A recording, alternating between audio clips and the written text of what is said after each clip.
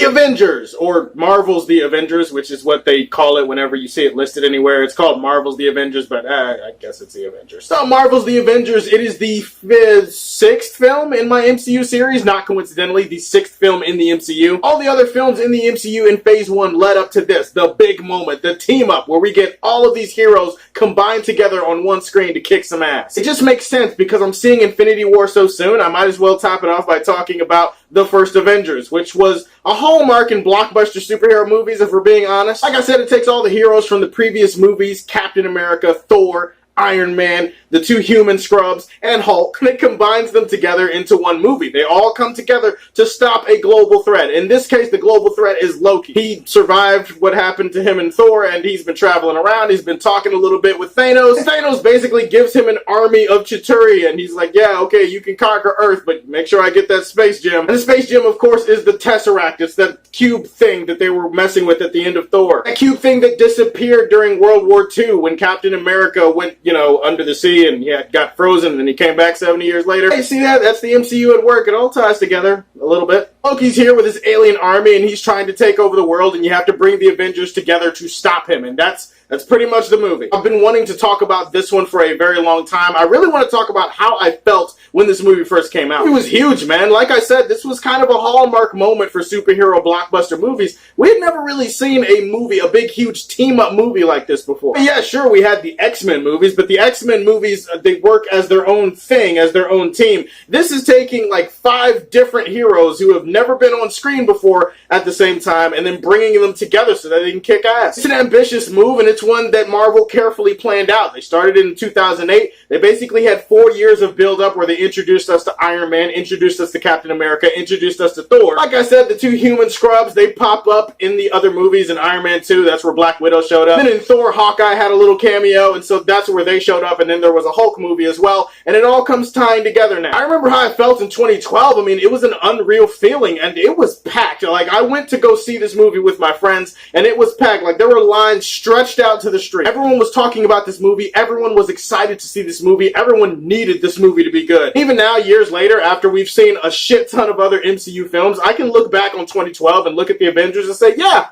it was pretty good. All things considering, it could have been a real train wreck bringing those characters together. You don't know how they're going to mesh. You don't know if you're going to honor the tone of each character. You don't know if you're going to be able to juggle all of that with a story that makes sense for why they would come together. I'm just saying that there's a lot that could have gone wrong in this movie. Luckily, Joss Whedon and his team did a good job at bringing these heroes together, making the interactions and the dynamics with the characters make sense, tying it together with a story that, while it's not great, is still good enough to bring them together to have them save the world. That's probably the best thing I can say about this movie is the character interactions, the dynamics between the characters. It's always realistic to me. If you bring all these different personalities and egos together, they're not going to get along right off the bat. Case in point, when Captain America and Tony Stark first meet each other, there's friction. They immediately look at each other. They're like, you know what? I don't really like you. They meet Thor, and then Thor and Iron Man get into a fight, which, by the way, I feel like Thor should have wiped the floor with Iron Man. Have a cool fan moment, and then Captain America shows up. So right there, right off the bat, you have friction, you have conflict. And everybody hangs out on a helicarrier for about 2 hours, and there's even more conflict because Captain America finds out that S.H.I.E.L.D., who he has been pledging behind, he's been working with this whole time, just trying to use the Tesseract to create weapons of mass destruction. And then there's just, you know what I'm talking about. I'm talking about the big argument scene. Things like that make sense to me because if you're bringing together this team of superheroes, it makes sense that there would be conflict. When you think about it, you start listening to their arguing and their back and forth. Some of them have valid points for why they feel the way they feel. If you really look at the way this film is structured, I do think it's structured kind of flawed. It's not really the movie's fault, but it's just the way it turned out. First act is all about introducing the villain and then bringing the team together. Second act is really about the team trying to figure out how to work together, and that has some disastrous consequences. Third act is really where you get to see them working together for the first time. You get to see them kicking all kinds of ass. You get to see them using their powers together and fighting off this alien Chitauri army that's taking over, one little city. It's not really the movie's fault, but because the movie is structured a certain way, the second act of the film is easily the most boring part of the movie. Don't get me wrong, some of the character stuff that was going on in the second act is kind of interesting, but there's no question that that compared to the other two acts, it drags a little bit. There's a lot of sitting around and waiting, there's a lot of arguing, there's a lot of people just walking and talking on a ship. And then we get into Loki as a villain. Now, it's great to see Loki back, and it makes sense why he's the villain of this movie. Me personally, though, looking back on it in 2012, I don't really think Loki was the right villain to bring these guys together. Loki's a pretty cool villain, but he's more of a clever, mischievous villain. I feel like a more badass, intimidating villain would have sufficed. Because you don't really give a shit about Loki and his alien threat, because you feel like the heroes can take care of the aliens, and Loki, I mean, he's not really that tough. I mean, Thor could beat him one-on-one. The Hulk can beat him one-on-one. When you have a villain that can be beaten one-on-one by one of the main heroes, or multiple heroes, it takes some of the threat out of it for me. So you can watch the third act of this movie, and there are some glorious, jaw-dropping action set pieces, no question. There's a certain empty calorie feeling to it, too. You're kind of like, well, this is kind of fun, but this is a disposable alien army, and Loki's kind of disposable as a physical, intimidating villain. You kind of want somebody a little bit more badass next time. That's okay, because they're going to have Ultron in the sequel.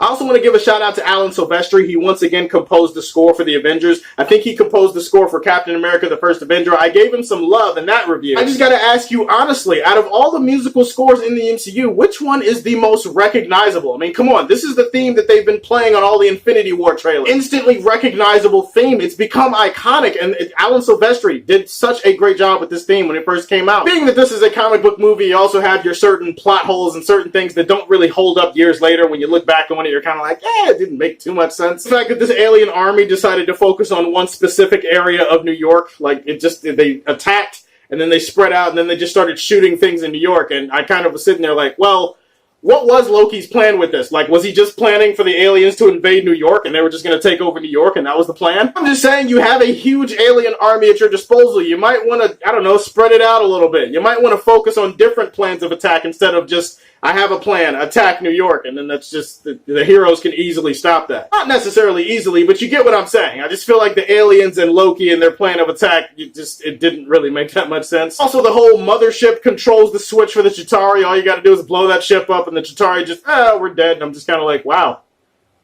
It's kind of convenient. One of the other disappointing aspects of this movie was Hawkeye. Now look, I'm not a huge Hawkeye fan, but I was kind of interested to see more of him in this movie. All the characters in this movie, and all of them really do get their moments to shine. They all get a cool action sequence. They all get a good character moment. Even Hawkeye has a cool action sequence in the third act. But as a character, he's pretty much sidelined for most of the movie. You don't really give a shit about him. They make up for this in Age of Ultron by focusing on Hawkeye a little bit more, but I gotta call it like it is. Hawkeye was a no-show in this movie. Now, there are some plot holes that make the movie depreciate a little bit over time. I gotta say, I look back on this movie, I can still pop it in and have a fun time with it. I don't think it's as great as it was when I first saw it. Like, when me and my friends came out of the theater in 2012 and first saw this movie, like, we were going nuts. Everybody around us was talking about this movie. Everybody was like, oh my god, it's the best movie ever. It's the best superhero movie ever. Clearly, no superhero movie will ever surpass this. This is done. It's over. It's a wrap. Obviously, times have changed. It's been 6 years. And I'm hoping that Infinity War can top this one, obviously, when I see it later on Thursday. There's nothing that's really going to overcome